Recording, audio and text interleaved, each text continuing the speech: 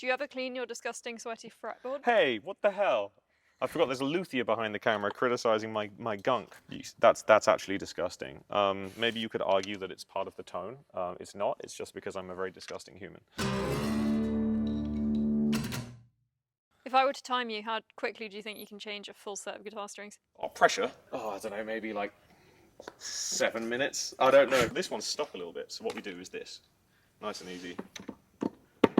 Get the peg out. Done. Easy. Now, some people say, oh my god, you're so hard on your guitar, but the guitar's strong. It used to be a tree. It's true.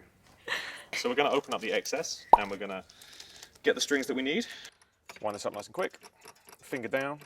It's also important to push down the bridge pin and really give it some beans, give it a yank, make sure nothing's caught there. Get it up to an approximate pitch, and then we're on to the next one. Do you do the luthier's knot? What's that? If you know, you know. Oh, okay. Sorry, luthiers. No, here's what I do, right? So I make sure that the hole is facing sort of that way. So on this side it's sort of 5 o'clock, and on that side sort of 7 o'clock. I wrap it around like this, and then it goes in like that, and that will create a little bit of a kink, like that, which gives it a little bit of like a little bit of hold, like it's a nice way to have it kind of grip. And then when you wind it round like this, nice and quick, when you're done and you're kind of up to pitch, make sure you keep your finger there so it stays down. Once you're kind of roughly up to pitch, give it a little yank there, then you give it a kink. And so you've got a kink at both ends. You've got a kink on the way in, and you've got a kink on the way out. Double kink, that's my kink. Mm-hmm. You're doing such a marvellous job. Oh, thank you very much. Well, it's easy when you have the right strings. And I've used these strings since they came out, really. What gauge is the strings that the you gauges, use? you can film this. There you go. There's a little packet with it written on. The Dario, oh, it's upside down. Can you read that? Those are the gauges, okay? Take a snapshot so I can carry on changing my strings. Snapshot. So basically, I use the same gauges that I've always used, which is a hybrid of lights and mediums. So, you know, light players will know that you start with a 12 on the top. I've got a 13 on the top and a 17 here. So they're a little bit thicker. And then the bottom string is a 56. So that's also from a set of mediums.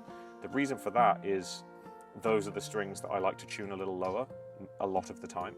So it makes sense to have more tension there. And then when I play in standard, they're just a little bit more tense, but I'm not really shredding much or doing big bends, so it doesn't really matter. It's also the only gauges I've ever played with, so it just feels normal to me. But yeah, I'd recommend you try it out. It's basically a DAD-GAD set.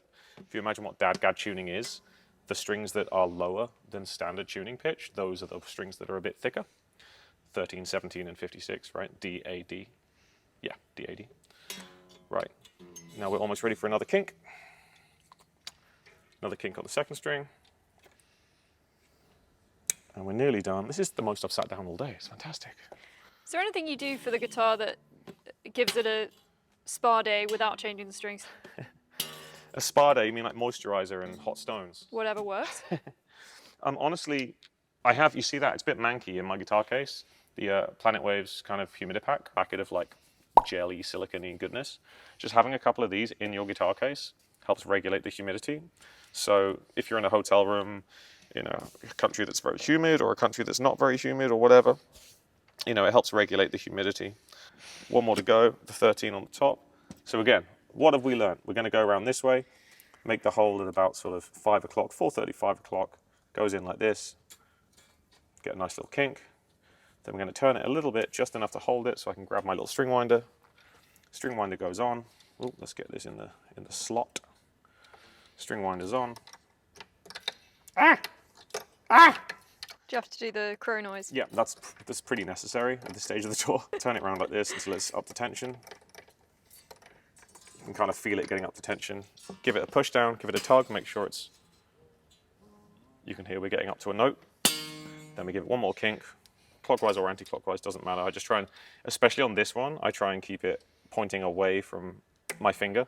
You know, I don't want to accidentally stab myself. So you'll notice all these ones are pointing in places where my finger kind of isn't, you know? So I like to have them go up or to one side where I'm not going to be. So now we just get up to pitch. And what's going to happen to make sure I'm in tune for the show is I'll do sound check with these new strings in a few different tunings.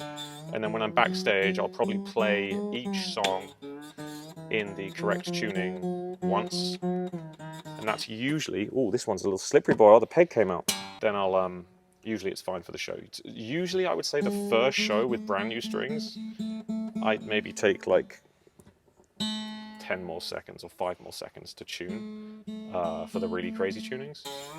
But that's why I've got to like practice and introduce them to their new home. I do find it takes a guitar a while to forget that it's a tree. Are you suggesting the strings need the same treatment? Yeah, 100%. Like it's actually crazy. Like I don't know if it's like a placebo thing with me or what, but especially standard tuning, for some reason the B string just really needs coaxing to settle in standard tuning. I don't know what it is about it. I don't know the science behind that, or if that's just this guitar or these strings or whatever. But I'll make sure I give it some time in standard and give it some big bends.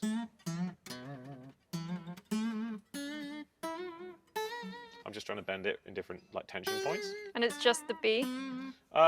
It's the B a lot. I think that's because I bend on the B a lot, and it kind of knocks it out a bit. So now I'm setting it up to dadgad, which is what they're designed for tension-wise. And then once it's in, give it a few strums, and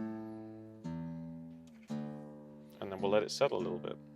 And then for sound check.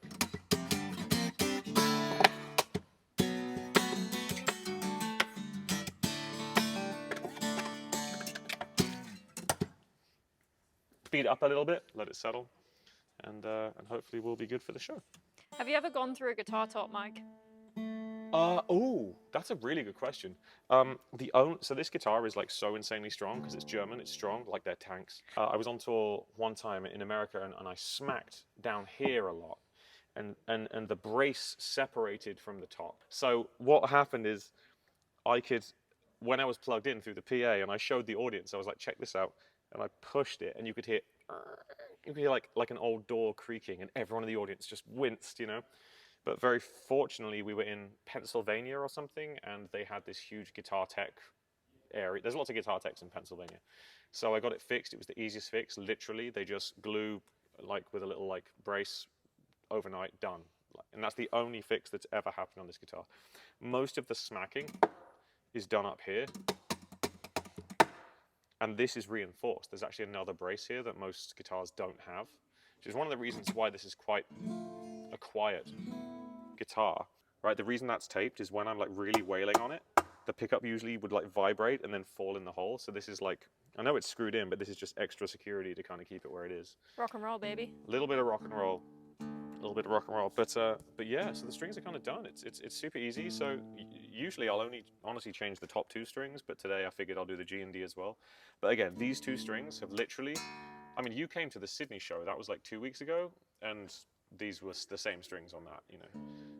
I'm only changing strings because of them getting weaker from the tuning changes, right? Sick. Awesome. Thanks, mate. Pleasure. Now it's rock o'clock. I think Tommy's going to sound check, and then we're going to make a racket. Oh, look who it is. And we're going to have an awesome show. We're going to have an awesome show. Oh, you do our best.